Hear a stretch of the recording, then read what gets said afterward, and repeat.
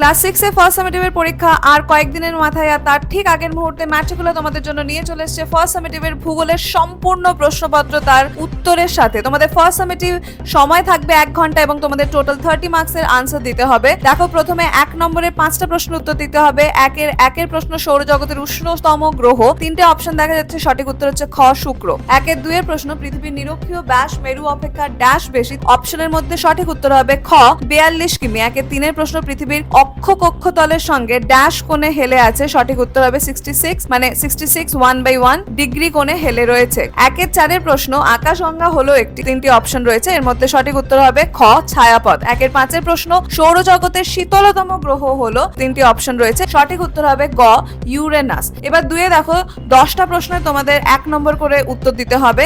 এখানে 2-1 প্রশ্ন ভারতের দক্ষিণে অবস্থিত প্রতিবেশী দেশটির নাম কি? উত্তর হবে ভারতের দক্ষিণে অবস্থিত প্রতিবেশী দেশটির নাম হলো শ্রীলঙ্কা। 2-2 প্রশ্ন 3 দিক জলভাগ দ্বারা বেষ্টিত স্থলভাগকে কি বলা হয়? উত্তর 3 দিক জলভাগ দ্বারা বেষ্টিত স্থলভাগকে উপদ্বীপ বলা হয়। 2-3 প্রশ্ন ভারতের দীর্ঘতম হিমপ্রবাহের নাম কি? উত্তর হবে ভারতের দীর্ঘতম হিমপ্রবাহের নাম হলো সিয়াচেন। 2-4 প্রশ্ন চান্দ্র মাস কাকে বলে? উত্তর একটি পূর্ণিমা থেকে অপর পূর্ণিমা পর্যন্ত, অর্থাৎ পৃথিবীর চারদিকে একবার প্রদক্ষিত হতে চাঁদের যে সময় লাগে তাকে চান্দ্র মাস বলে। 2-5 প্রশ্ন কয়াল কাকে বলে? উত্তর হলো মালাবার উপকূলের উপহ্রদগুলিকে কয়াল বলে। 2-6 প্রশ্ন অভিকর্ষ টানের কথা প্রথম কে বলে? উত্তর স্যার আইজ্যাক নিউটন। 2-7 প্রশ্ন দুন কি?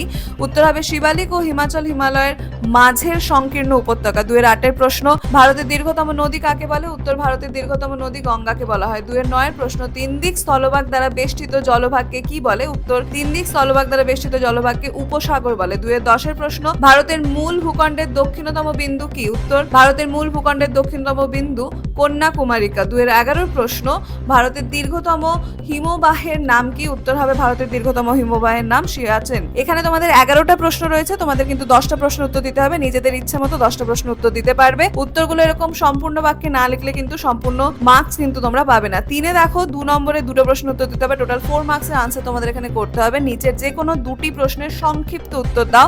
আমরা যেভাবে উত্তরগুলো লিখেছি তোমাদের কিন্তু ঠিক সেভাবেই উত্তরগুলো লিখতে হবে। 3-1 প্রশ্ন ভারতের অক্ষাংশ দ্রাঘিমা রেখাংশগত অবস্থানটি লেখো, উত্তরটি তোমরা দেখে নাও। 3-2 প্রশ্ন ভারতের চারদিকে কি কি রয়েছে? উত্তরটা তোমাদের এই মুহূর্তে দেখানো হচ্ছে, দেখে নাও। 3-3 প্রশ্ন ভারতের চারদিকে কোন কোন প্রতিবেশী দেশ রয়েছে? উত্তরটি তোমরা দেখে নাও। 3-4 প্রশ্ন ভারতের সংবিধান স্বীকৃত ভাষাগুলি কি কি? উত্তরটি তোমরা দেখে নাও। 4 নম্বরের নিচে যে কোনো 2টি প্রশ্নের উত্তর দিতে হবে। এখানে তোমাদের 3 মার্কসের 2টো প্রশ্নের আনসার দিতে হবে, টোটাল 6 মার্কসের আনসার তোমাদের এখানে দিতে হবে। 4-1 প্রশ্ন অক্ষরেখা ও দ্রাঘিমা রেখার মধ্যে পার্থক্য লেখো। দেখো, আমরা যেভাবে বৈশিষ্ট্য অক্ষরেখা এবং দ্রাঘিমা রেখা লিখে পার্থক্যগুলো লিখেছি সেইভাবেই কিন্তু তোমাদের আনসারটা দিতে হবে। 4-2 প্রশ্ন গুরুত্বপূর্ণ অক্ষরেখাগুলির পরিচয় দাও, উত্তরটি তোমরা দেখে নাও।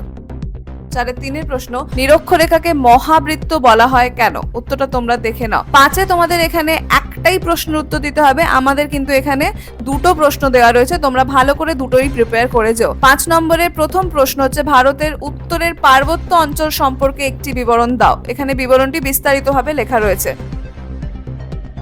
5-2 প্রশ্ন গঙ্গা নদীর গতিপথ বর্ণনা করো, উত্তরটি তোমরা দেখে নাও। তাহলে এই ছিল তোমাদের ফার্স্ট সামেটিভের ভূগোলের সম্পূর্ণ প্রশ্নপত্র, যা তোমরা পরীক্ষার ঠিক আগের মুহূর্তে পেয়ে গেছো।